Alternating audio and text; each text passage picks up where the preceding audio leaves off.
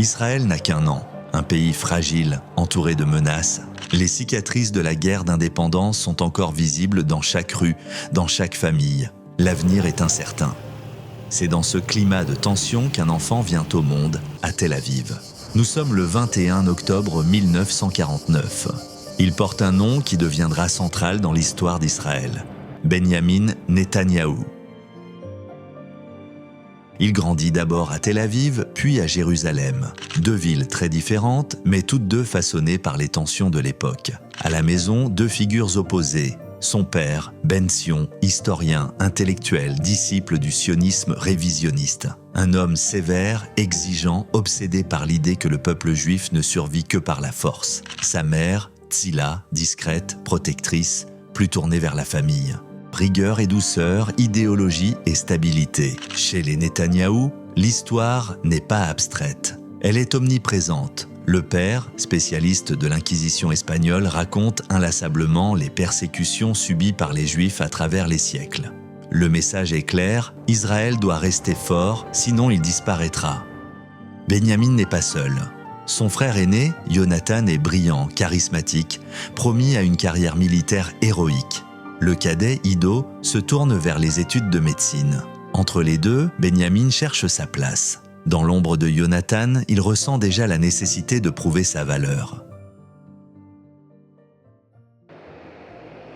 En 1956, la famille quitte Israël pour les États-Unis. Ils s'installent à Cheltenham, près de Philadelphie, en Pennsylvanie.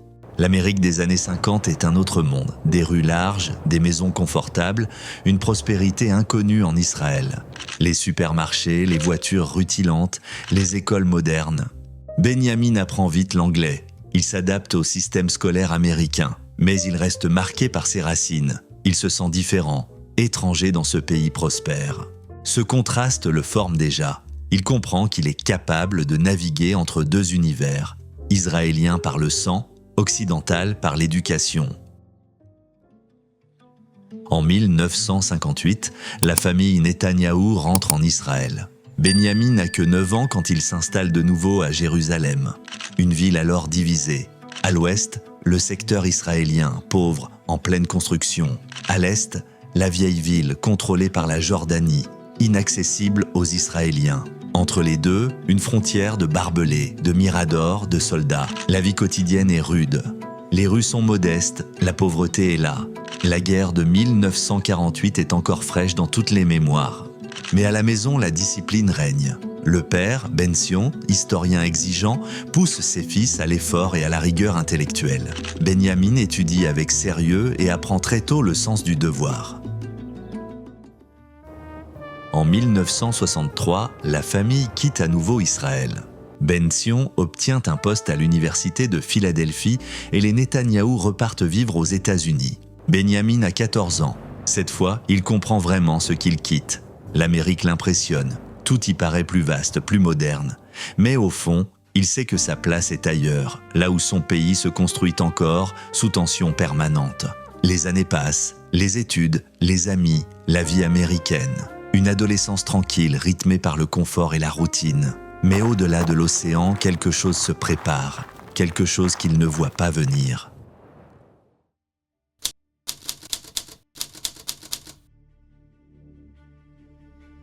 Benyamin Netanyahou a 18 ans.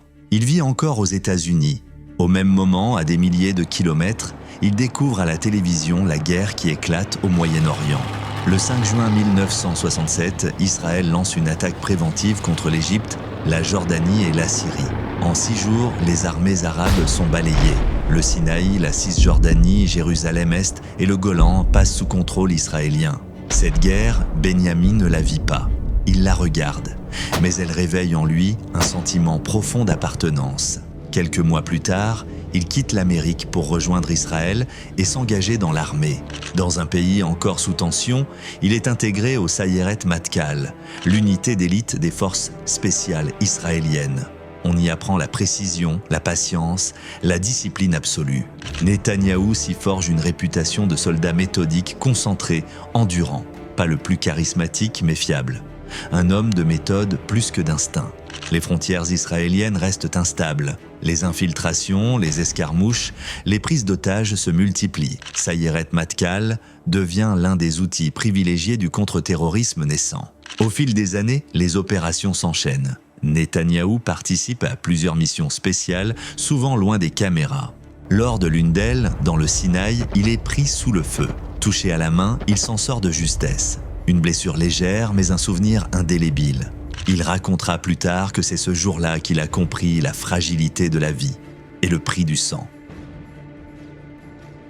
Quelques mois plus tard, il prend part à une opération restée dans l'histoire, le sauvetage du vol Sabena. Le 8 mai 1972, un Boeing 707 de la compagnie belge Sabena est détourné par 4 membres de l'organisation Septembre Noir. L'avion atterrit à l'aéroport de Lod, près de Tel Aviv, avec plus d'une centaine de passagers à bord. Après 30 heures de négociations, le Sayeret Matkal reçoit l'ordre d'intervenir. Déguisés en mécaniciens venus réparer l'appareil, les commandos montent à bord. En quelques secondes, tout bascule. Les terroristes sont abattus, les otages libérés. Une opération fulgurante menée avec une précision presque théâtrale, l'une des plus célèbres de l'histoire d'Israël. Après 5 ans passés dans l'armée, Benyamin Netanyahou a 23 ans. En 1972, il quitte le service avec le grade de capitaine. Il repart vivre aux États-Unis pour reprendre ses études au MIT à Boston. Mais à peine un an plus tard, le pays qu'il a quitté s'embrase à nouveau.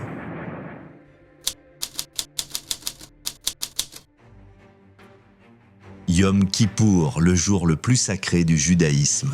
Alors que tout Israël se recueille, les sirènes déchirent le silence. L'Égypte et la Syrie attaquent par surprise. Les premières heures sont un choc. Les lignes israéliennes s'effondrent, l'armée est submergée. À des milliers de kilomètres, Benyamin Netanyahou est à Boston. Mais la guerre le ramène brutalement à sa réalité. Il interrompt ses études et rentre précipitamment en Israël. Quelques semaines de réserve, puis le retour en Amérique, mais plus rien n'est pareil. Cette guerre laisse une cicatrice dans toute une génération, la preuve que même l'armée la plus sûre d'elle peut vaciller.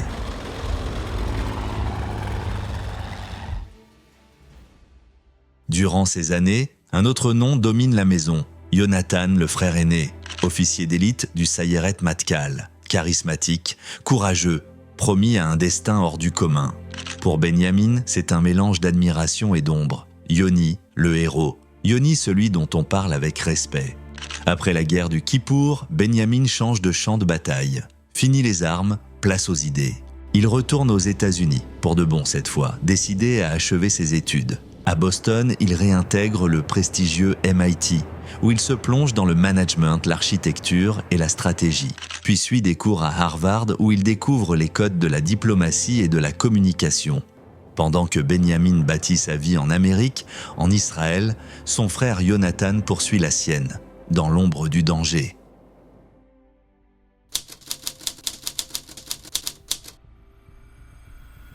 Un avion d'Air France détourné vient d'être posé sur le tarmac d'Entebbe, en Ouganda. À bord, plus d'une centaine d'otages, pour la plupart israéliens. Israël décide de frapper. Une opération commando audacieuse à plus de 4000 km de chez eux.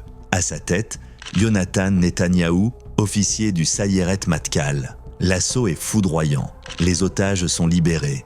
Mais au moment de se replier, une balle atteint Yoni. Il meurt sur le tarmac quelques secondes avant la victoire. Benyamin rentre précipitamment à Jérusalem pour les funérailles. Le pays entier rend hommage au commandant tombé à Entebbe.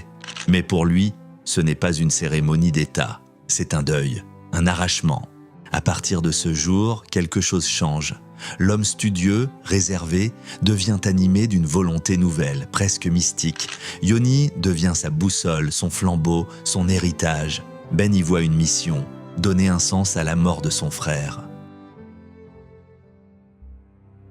Au début des années 1980, Netanyahou achève ses études aux États-Unis. Diplômé du prestigieux MIT et passé par Harvard, il rejoint le Boston Consulting Group où il travaille dans le conseil en stratégie.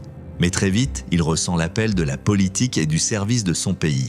En 1982, il rejoint le service diplomatique israélien, d'abord à Washington puis à l'ONU, où il devient rapidement représentant adjoint.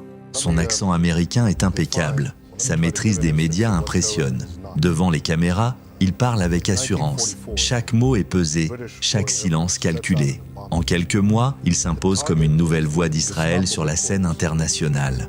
Dans ses discours, Netanyahou martèle toujours les mêmes thèmes. La menace du terrorisme, le danger de l'islamisme radical, la crainte de l'Iran.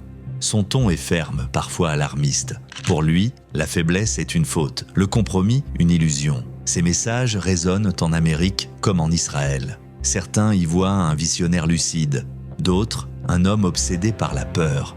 Peu à peu, il se forge une image, celle d'un homme moderne, charismatique, mais déjà clivant, un Israélien patriote, convaincu que la sécurité passe avant tout. Après avoir servi comme représentant adjoint d'Israël à l'ONU, Benyamin Netanyahou gravit rapidement les échelons. En 1984, à seulement 35 ans, il devient ambassadeur d'Israël auprès des Nations Unies, à New York. Une ascension fulgurante. À la tribune, il affronte les résolutions hostiles, les discours accusateurs, les débats interminables sur le conflit israélo-palestinien. Toujours calme, sûr de lui, il répond point par point, avec une précision chirurgicale. Mais à la fin de son mandat, la région s'embrase.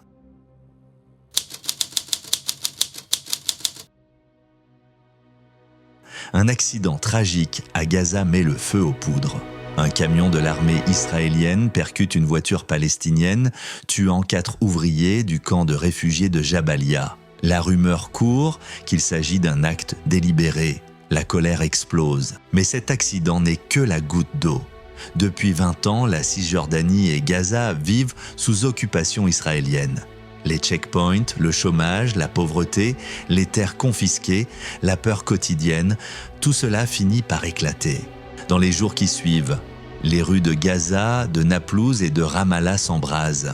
C'est le début de la première intifada. Les caméras du monde entier filment la révolte et la répression. Des corps à terre, des mères en larmes, des soldats débordés, des foules en rage. Ces images, la colère contre les fusils, font le tour du monde. Elles choquent, divisent et isolent Israël sur la scène internationale. Et dans ce chaos, un nouveau mouvement voit le jour, le Hamas. Issu des frères musulmans, il appelle à la résistance armée et rejette toute coexistence avec Israël. Un acteur nouveau, plus religieux, plus radical, appelé à devenir, des années plus tard, l'un des principaux adversaires d'Israël.